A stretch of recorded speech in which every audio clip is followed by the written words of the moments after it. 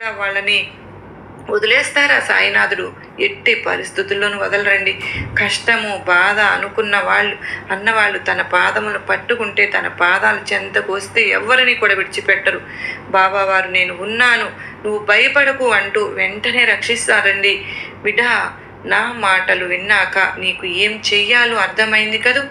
ఎప్పుడు నిరుత్సాహంతో ఉంటావు కదూ?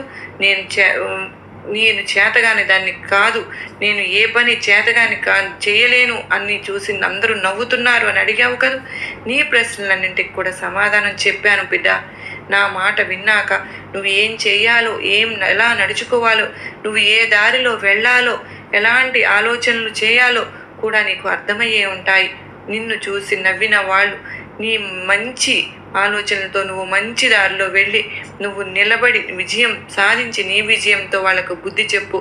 వాళ్ళే నీ దగ్గరకు వస్తారు. అది ఎంత దూరంలో లేదు బిడ్డ. అతి తొందరలోనే అవమానించిన వాళ్ళు నీ కాళ్ళ దగ్గరికి వస్తారు. ఇది నేను నీకు ఇస్తున్న ఆశీర్వాదమే అనుకో బిడ్డ తల్లి. ఈ లోకంలో డబ్బు ఉంటేనే అన్నీ ఉన్నట్టు తల్లి ఇప్పుడు మనుషుల తీరు పరిస్థితి